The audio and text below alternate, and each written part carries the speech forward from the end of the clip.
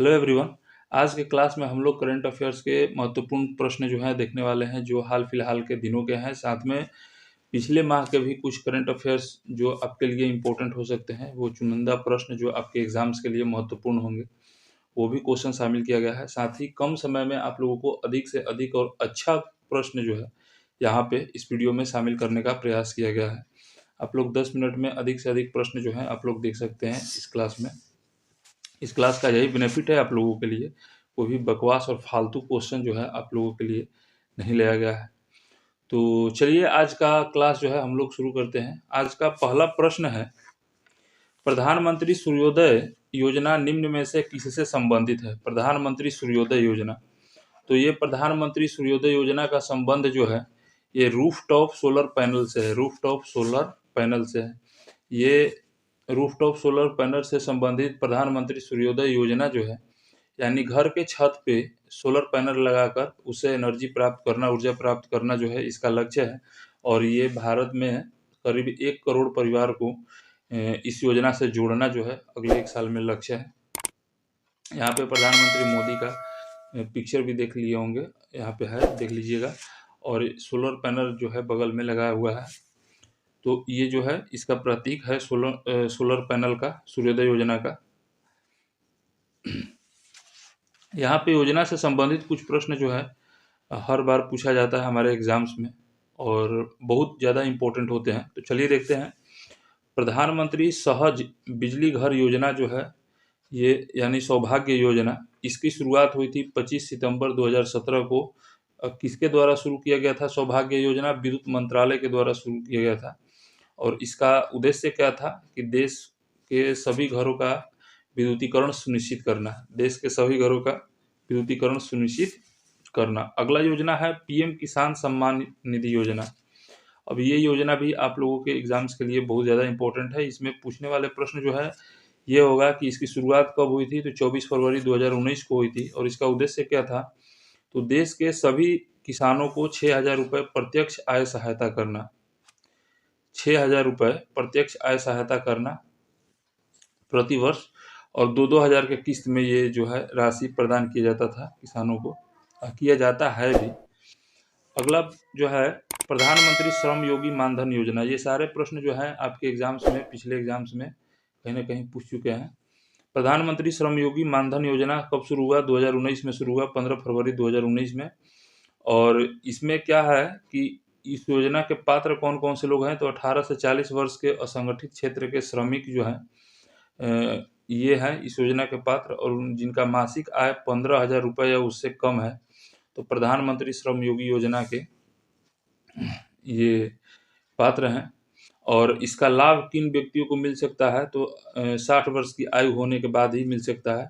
और इसमें मासिक जो है 3,000 रुपये की मासिक पेंशन देने की व्यवस्था है।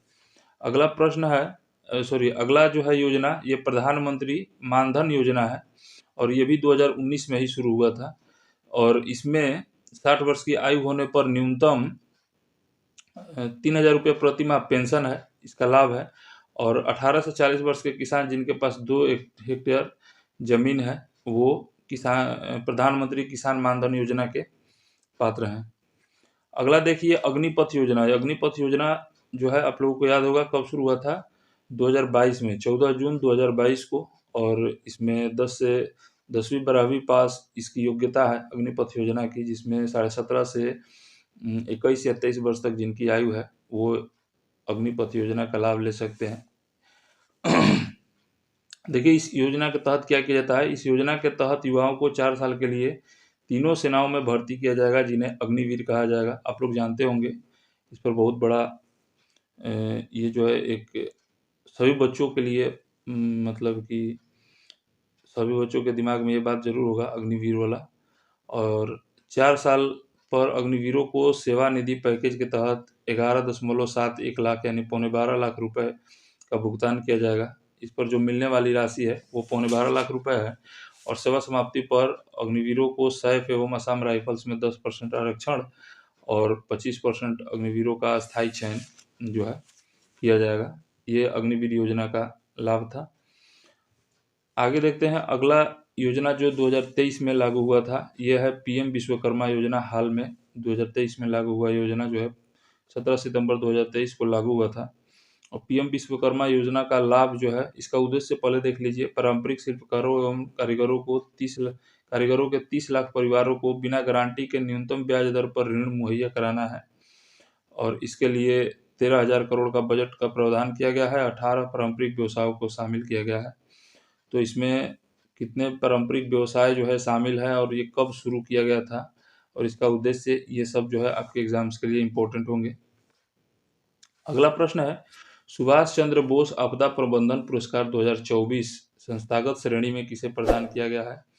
तो ये प्रदान किया गया है 60 पैराशूट फील्ड हॉस्पिटल को। यूपी के 60 पैराशूट फील्ड हॉस्पिटल को प्रदान किया गया है सुभाष चंद्र बोस आपदा प्रबंधन पुरस्कार।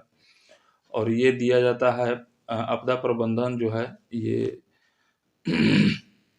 आपदा प्रबंधन पुरस्कार जो है सुभाष चंद्र बोस की जयंती पर 23 जनवरी को प्रदान किया जाता है। और इसमें 51 लाख रुपए की नगद राशि और एक प्रमाण पत्र दिया जाता है। और किसी व्यक्ति के मामले में 5 लाख रुपए या एक प्रमाण पत्र पुरस्कार के रूप में दिया जाता है। अगर आपदा प्रबंधन से कोई एक व्यक्ति रिलेटेड है तो उसको 5 लाख रुपए और प्रमाण पत्र दिया जाता है। और कोई संस्था जो है उससे रिलेटेड है तो उनको, किसी संस्था को अगर देना हो तो 51 लाख रुपए और एक प्रमाण पत्र दिया जाता है। इसका आपदा प्रबंधन संस्थान की स्थापना जो है 2005 को हुआ था। और इसके अध्यक्ष जो होते हैं प्रधानमंत्री होते हैं। इसका मुख्य कार्यालय नई दिल्ली विक्रम नगर में है। और आपदा प्रबंधन के जनक जो है फ्रेडरिक विस्लो टेलर को माना जाता है। आपदा प्रबंधन के जनक फ्रेडरिक विस्लो टेलर को। अगला प्रश्न है, कॉपर की खोज और खनन परियोजनाओं के लिए भारतीय प्रतिनिधिमंडल किस देश की यात्रा पर जाएगा? कॉपर की खोज के लिए किस यात्रा पर भारतीय प्रतिनिधिमंडल जो है किस देश की यात्रा पर जाने वाला है कॉपर की खोज के लिए? तो आपका सही आंसर हो जाएगा जाम्बिया देश के। जाम्बिया यहाँ पे देख रहे होंगे, यहाँ पे जाम्बिया का मैप दिया हुआ है। ये जो येलो कलर में दिया हुआ है ये जाम्बिया है। जाम्बिया जो है एक अफ्रीकी देश है। और आइए जाम्बिया से संबंधित जो है कुछ प्रश्न हम लोग देख लेते हैं, उससे आने वाले प्रश्न रिलेटेड क्वेश्चन। जैसे जाम्बिया की राजधानी जो है ये लुसाका है। यहाँ पे देखिए रेड डॉट दिया हुआ है लुसाका का। जाम्बिया का नामकरण जाम्बेजी नदी के नाम पर हुआ है। जाम्बिया का नामकरण जिसका अर्थ होता है भव्य नदी। और यह एक स्थलरुद्ध देश है। स्थलरुद्ध देश का मतलब इसके चारों तरफ जो है स्थलीय स्थल है। इसके चारों तरफ माने कहीं भी समुद्र या नदी जो है नहीं है। तो यह स्थलरुद्ध देश कहलाता है। इसका पुराना नाम जो है उत्तरी रोडेशिया है। पुराना नाम क्या है? उत्तरी रोडेशिया है। और अफ्रीका में कुल 54 देश हैं। अफ्रीका में कुल 54 देश हैं। यहाँ पे दिया हुआ विश्व में 3 हिंदू देश हैं, भारत, नेपाल और मॉरिशस। यहाँ पे इसको इसलिए हम शामिल किए हैं क्योंकि हमने देखा कि ये मॉरिशस जो है ये अफ्रीकी देश ही है। अफ्रीका महाद्वीप का ही देश है। और एशिया में कुल 48 देश है, अफ्रीका में 54 देश है।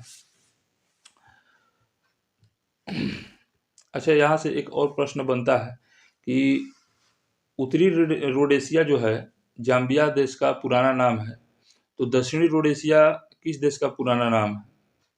दक्षिणी रोडेशिया जो है ये जिम्बाब्वे का पुराना नाम है। आप लोग जान लीजिएगा, जिम्बाब्वे का पुराना नाम दक्षिणी रोडेशिया है। अगला प्रश्न देखते हैं, उत्तर प्रदेश सरकार किसे उत्तर गौरव पुरस्कार सम्मान से सम्मानित करेगी? निम्न में से किसको उत्तर प्रदेश गौरव सम्मान से सम्मानित करेगी? तो डॉक्टर रितु करिखल श्रीवास्तव और नवीन तिवारी को, इन दोनों को उत्तर प्रदेश गौरव पुरस्कार से सम्मानित किया जाएगा 24 जनवरी को, यानी आज ही के दिन। आइए इससे संबंधित तथ्य जो है देख लेते हैं। उत्तर प्रदेश गौरव सम्मान देश विदेश में उत्तर प्रदेश का नाम रोशन करने वाले को यह पुरस्कार दिया जाएगा और विजेता को 50 लाख रुपए दिया जाएगा। 24 जनवरी को यह सम्मान प्रदान किया जाएगा उत्तर प्रदेश के स्थापना दिवस पर या शुभारंभ दिवस पे। और उत्तर प्रदेश को 24 जनवरी 1950 को भारत के गवर्नर जनरल ने यूनाइटेड प्रोविंस आदेश 1950 नाम परिवर्तन पारित किया था, जिसके अनुसार यूनाइटेड प्रोविंस का नाम बदलकर उत्तर प्रदेश रखा गया था। यानी जब उत्तर प्रदेश का नामकरण हुआ था 24 जनवरी 1950 को, जब से इसका नामकरण का शुभारंभ हुआ था, उसी दिन को उत्तर प्रदेश गौरव सम्मान जो है ये दिया जाएगा। और साथ ही में ये भी जान लीजिए कि उत्तर प्रदेश गौरव सम्मान जो है, ये यश भारती सम्मान के जो बंद कर दिया गया था, समाजवादी पार्टी के द्वारा शुरू किया गया था यश भारती सम्मान, उसके बदले में शुरू किया गया है। अगला प्रश्न है, बैडमिंटन में हाल ही में इंडिया ओपन 2024 महिला एकल टाइटल किसने जीता है? तो ये जीता है ताई त्सु यिंग ने। ताई त्सु यिंग ने, ये चीनी ताइपे खिलाड़ी हैं, ताई त्सु यिंग महिला खिलाड़ी हैं और इन्होंने जीता है इंडिया ओपन 2024 का टाइटल। अब इंडिया ओपन 2024 से संबंधित तथ्य जो है देख लीजिए। पुरुष एकल का खिताब CUQ ने जीता है, पुरुष एकल का खिताब। और एस एच प्रणय रवि जो है, ये इनको एस एच प्रणय रवि को हराकर CUQ जो है, ये पुरुष एकल का खिताब जीते हैं। इंडिया ओपन बैडमिंटन खेल से संबंधित है इंडिया ओपन 2024। महिला एकल का ताई त्सु यिंग जो है, ये अभी आपने पढ़ा ऑप्शन में। और पुरुष एकल में ये दोनों जीते हैं हमारे दो बैडमिंटन उत्कृष्ट बैडमिंटन खिलाड़ी चिराग शेट्टी और सात्विक साईराज रंकीरेड्डी को हराकर। सात्विक साईराज रंकीरेड्डी जो है, ये आपके एग्जाम्स के लिए ये दोनों नाम जो है बहुत फेमस है, बहुत इंपॉर्टेंट है। मेजर ध्यानचंद खेल रत्न पुरस्कार जो है इनको दिया गया है। खेल रत्न का सबसे बड़ा पुरस्कार मेजर ध्यानचंद खेल रत्न पुरस्कार है, जो चिराग शेट्टी और सात्विक साईराज रंकीरेड्डी को दिया गया है। और ये जो है बैडमिंटन खेल से संबंधित है, ये भी ध्यान रखने वाला प्रश्न है। अगला क्वेश्चन देखते हैं हम लोग। केंद्रीय स्वास्थ्य मंत्री ने हाल ही में किस राज्य में खोडलधाम ट्रस्ट कैंसर अस्पताल की स्थापना रखी है? तो ये रखी है गुजरात राज्य में। और इस हॉस्पिटल का इनॉग्रेशन जो है प्रधानमंत्री मोदी ने वर्चुअल तरीके से पहले ही कर दिया है। तो ये जो है खोडलधाम ट्रस्ट कैंसर, ये गुजरात राज्य में बनाया जाएगा और इसका आधारशिला रखा गया है। आइए अब हम देखते हैं पिछले माह के कुछ इंपॉर्टेंट प्रश्न जो आपके लिए इंपॉर्टेंट हो सकते हैं, आपके एग्जाम्स के लिए जरूरी हो सकते हैं। सारा के सारा प्रश्न जो है ये चुनिंदा प्रश्न है, आप एग्जाम के दृष्टिकोण से आपके बनाया गया है। चलिए देखते हैं। पहला, ऑक्सफोर्ड यूनिवर्सिटी प्रेस ने किसे अवार्ड ऑफ द ईयर नामित किया है? अवार्ड ऑफ द ईयर 2023 जो है ऑक्सफोर्ड यूनिवर्सिटी प्रेस ने किसे नामित किया है, किस वर्ड को? तो वर्ड ऑफ द ईयर नामित है रीज वर्ड को। अगला प्रश्न है, किस राज्य को COP28 में नवीकरणीय प्रयासों के लिए अंतर्राष्ट्रीय सम्मान मिला है? तो ये बिहार राज्य को मिला है नवीकरणीय प्रयासों के लिए अंतर्राष्ट्रीय सम्मान। अगला प्रश्न है, भारत और किस देश के बीच विनवेक्स 2023 संयुक्त सैन्य अभ्यास शुरू हुआ है? तो वियतनाम के बीच विनवेक्स संयुक्त सैन्य अभ्यास जो है विनवेक्स, ये वियतनाम और भारत के बीच है। अगला प्रश्न है, किस देश ने दुनिया के सबसे बड़े प्रायोगिक परमाणु फ्यूजन रिएक्टर JT60SA का अनावरण किया है? तो ये जापान ने किया है। JT6SA का अनावरण, दुनिया का सबसे बड़ा प्रायोगिक परमाणु रिएक्टर का जापान ने अनावरण किया है। अगला प्रश्न है, मंगल ग्रह पर रोवर संचालित करने वाली पहली भारतीय कौन बनी है? अक्षता कृष्णमूर्ति जो है मंगल ग्रह पर रोवर संचालित करने वाली पहली भारतीय बनी है। और ये प्रश्न है, विकसित भारत 2047 वॉइस ऑफ यूथ पहल की शुरुआत किसने की है? नरेंद्र मोदी ने की है विकसित भारत 2047 वॉइस ऑफ यूथ पहल की शुरुआत। अगला प्रश्न है, किस राज्य की लोंगडोंग हल्दी को GI टैग मिला है? तो मेघालय राज्य की लोंगडोंग हल्दी को। ये क्वेश्चन भी आपके लिए इंपॉर्टेंट होगा। स्टार्टअप फंडिंग विश्व रैंकिंग में कौन सा देश जो है शीर्ष पर रहा है? तो ये अमेरिका। स्टार्टअप फंडिंग विश्व रैंकिंग में अमेरिका देश जो है शीर्ष पर रहा है। अगला और अंतिम प्रश्न जो है हम लोग देख ले रहे हैं, जलवायु परिवर्तन प्रदर्शन सूचकांक 2024 में भारत कौन से स्थान पर रहा है? तो 7वें स्थान पर रहा है। तो इस तरह से हम लोगों का आज का करंट अफेयर्स जो है समाप्त होता है और हमें उम्मीद है कि हमने 10 मिनट में आप लोगों को ज़्यादा से ज़्यादा और सारा का सारा इम्पोर्टेंट तथ्य जो है आप लोगों के सामने रखा है। अगर आप लोगों का कोई सुझाव हो तो कमेंट बॉक्स में ज़रूर दीजिएगा, कोई सुधार के लिए। चलिए फिर मिलते हैं हम लोग अगले वीडियो में। जय हिंद।